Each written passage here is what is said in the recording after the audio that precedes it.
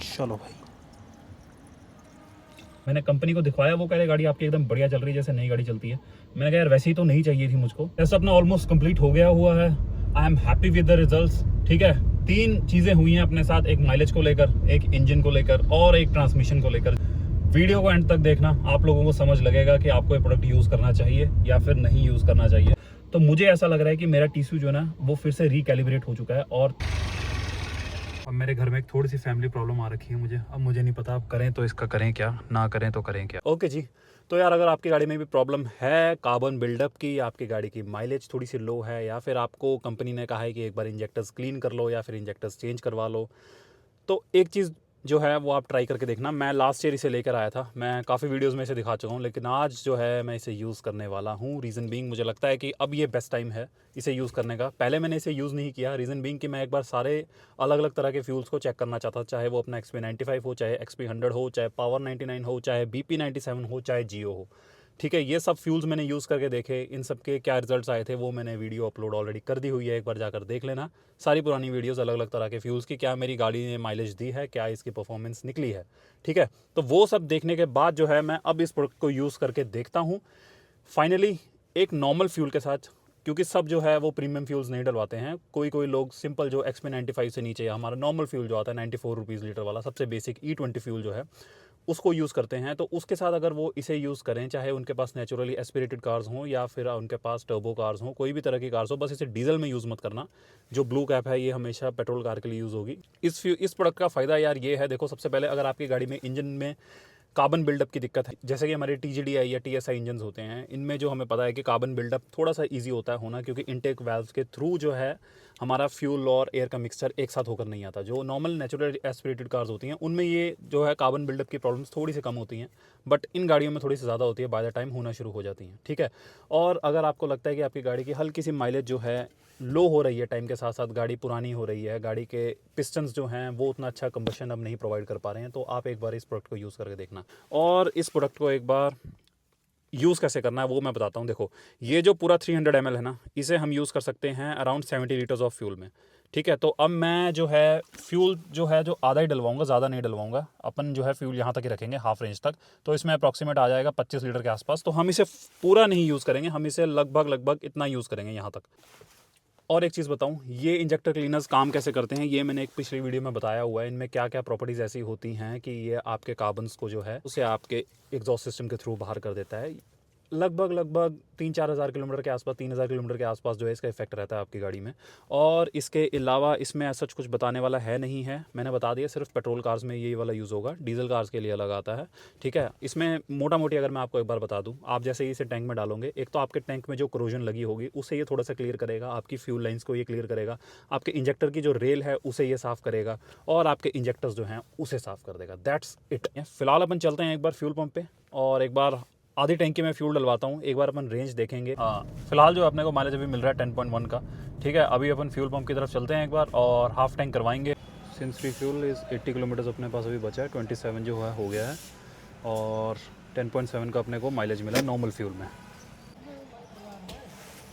20 litre जो है अपना फ्यूल आया 20.55, 1937 रुपये।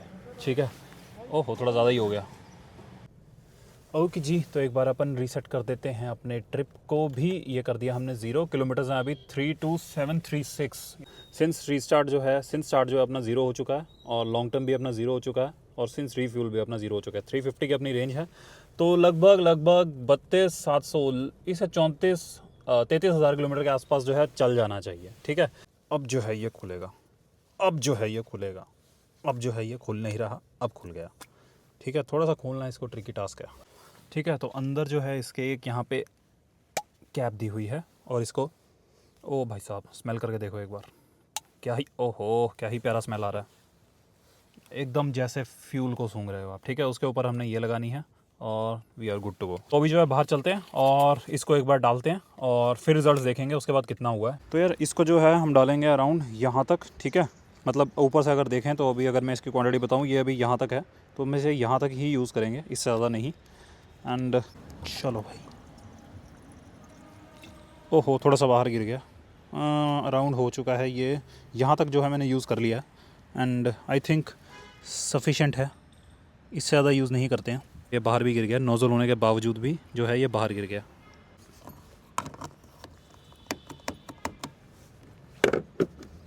तो यार एडिटिव जो है हमने डाल दिया हुआ है, 340 जो है हमारी अभी रेंज है। इसको अपन एक बार रीसेट कर देंगे। अगर हम यहाँ से जाएं इंस्ट्रूमेंट क्लस्टर, सिंस रीस्टार्ट, और लॉन्ग टर्म जो है, चलो वो लॉन्ग टर्म को हम अभी रीसेट कर देते हैं क्योंकि हमने अब फ्यूल एडिटिव डाला है। तो यार एक बार जो है इंजन की आवाज़ भी सुन लो कि आवाज़ कैसी आ रही है, वाइब्रेशंस वगैरह कैसी हैं इंजन में अभी, ठीक है।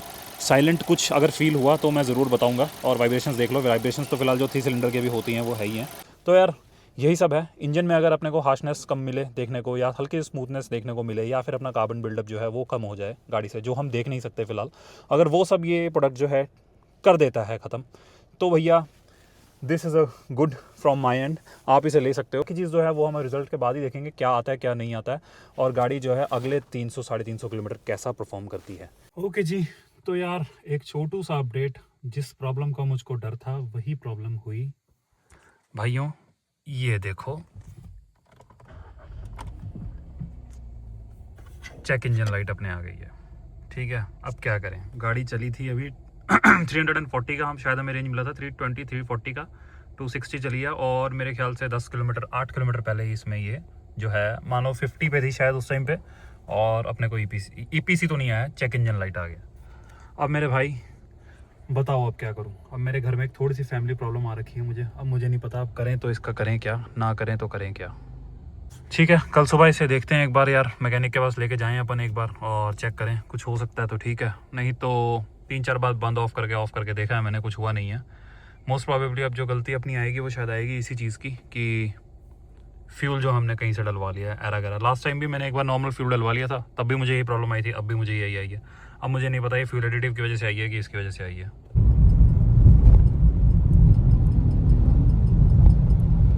गियर शिफ्टिंग इतनी ज़्यादा स्मूथ हो चुकी है ना, इट इज़ इक्वलेंट टू, मैं कहूँगा DSG गियर बॉक्स। मुझे समझ ही नहीं आ रहा है गियर कब कम हो रहे हैं कब ज़्यादा हो रहे हैं, कुछ नहीं समझ आ रहा है मुझे।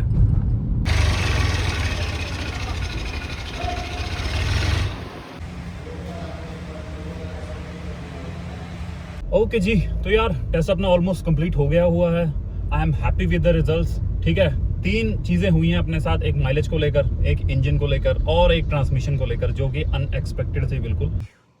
तो यार देखो, अपनी गाड़ी का ट्रिप हो चुका है 233 किलोमीटर्स, और गाड़ी अभी भी रिजर्व पर नहीं आई है। अगर मैं आपको रेंज दिखाऊं तो अभी ये बता रहा है 70 किलोमीटर्स मोर, तो लगभग अराउंड आप मान के चलो 310 किलोमीटर के आसपास ये चल जाएगी, ठीक है। अभी सुबह मैं कहीं गया था तो उन्होंने रीसेट कर दिया है अपना जो लॉन्ग टर्म होता है, और जो सिंस स्टार्ट होता है वो तो छोड़ो, सिंस रीफ्यूल अपने को माइलेज मिला है 10.7 का। ये मेरे को टच हुआ था 11.5 का, लेकिन अभी फ़िलहाल कुछ टाइम पहले ये ड्रॉप हुआ है अच्छा खासा। मैं बम्पर टू बम्पर ट्रैफिक में था, और आप गाड़ी देख सकते हो 233 किलोमीटर्स की चली है, एवरेज स्पीड अपनी 15 किलोमीटर्स की आई है, और 10.7 का माइलेज, 70 का अपने पास रेंज रह गया। तो भैया कंक्लूजन निकला क्या? सबसे पहले हमने लिक्विड मोली का जो एडिटिव था उसे यूज़ किया, आधा ही यूज़ किया, और उसे कुछ देर चलाया। सबसे पहली प्रॉब्लम मेरे पास क्या आई, आप वो ये देखो, ठीक है। ये प्रॉब्लम तो है। अब ये प्रॉब्लम आई क्यों, इसके बारे में अपन एक बार बाद में बात करते हैं। लेकिन माइलेज जो है उसमें काफ़ी ज़्यादा ड्रास्टिक इफेक्ट आया है मेरे पास। मुझे इतनी अच्छी माइलेज सिटी में नहीं मिली कभी भी। मतलब आज से पहले भी मैंने एक बार फ्यूल एडिटिव यूज़ किया था, वो VW का अपना था, लेकिन ये वाला जो ये मैंने यूज़ किया मुझे काफ़ी ज़्यादा बढ़िया माइलेज मिली है। 12 से 13 से 14 तक टच किया है मैंने, आप इस वीडियो में देखो एक बार, ठीक है।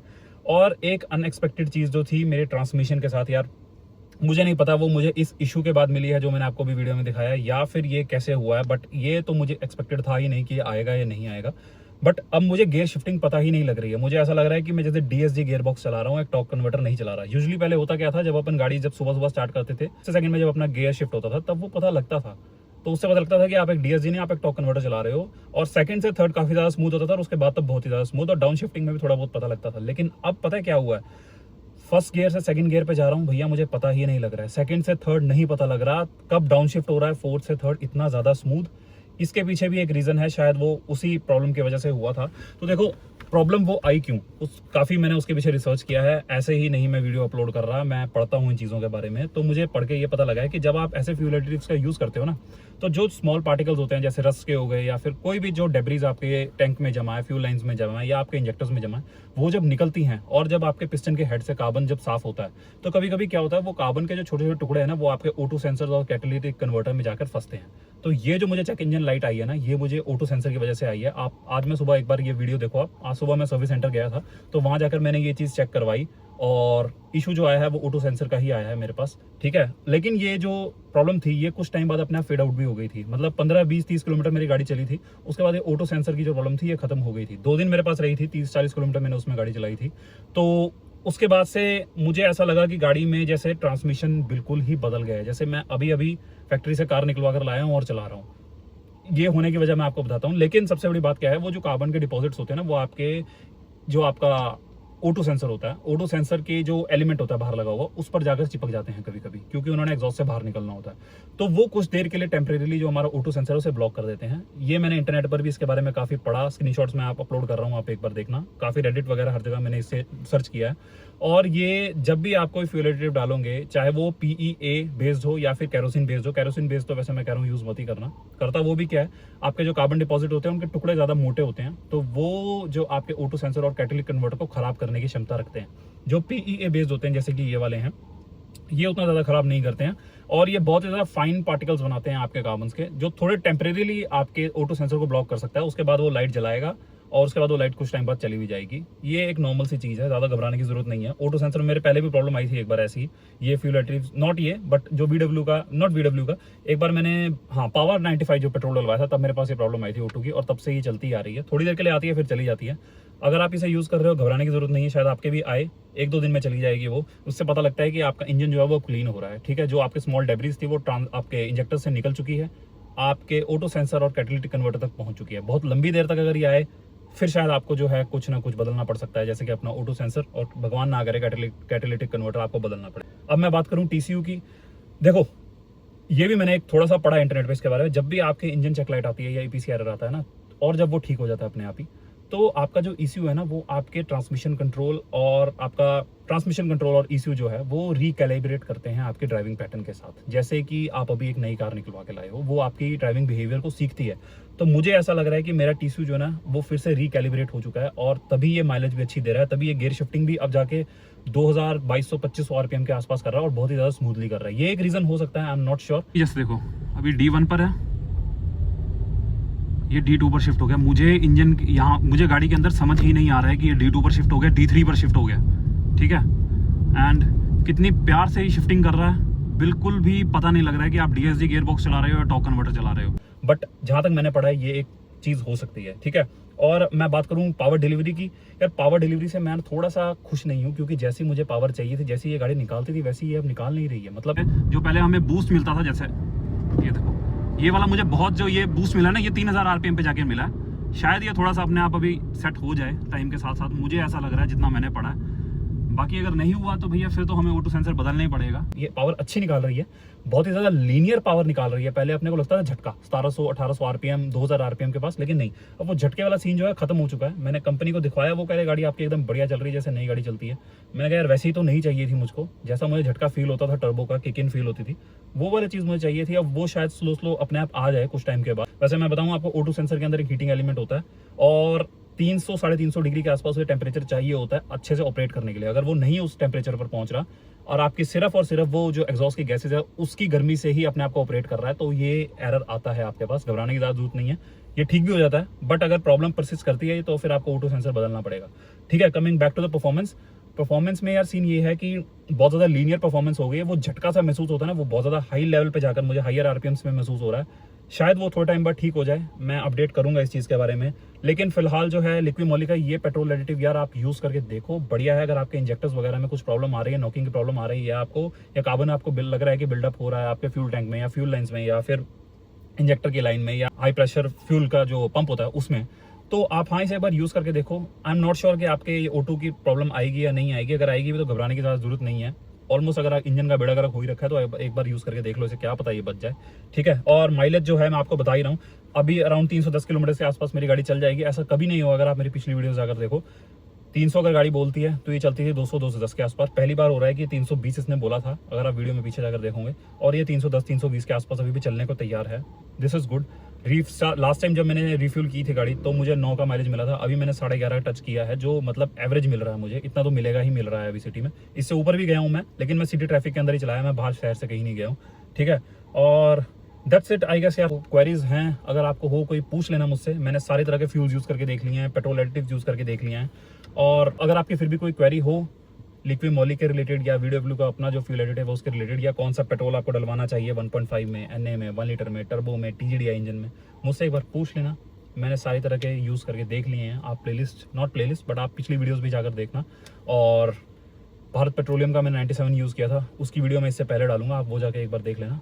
अच्छा लगा हो तो वीडियो लाइक, शेयर और सब्सक्राइब करना। भाई का इंजन ज़्यादा बचा है, घबरा गया था मैं एक बारी, ठीक है, उसके लिए एक बार सब्सक्राइब जरूर कर देना। Okay, that's it.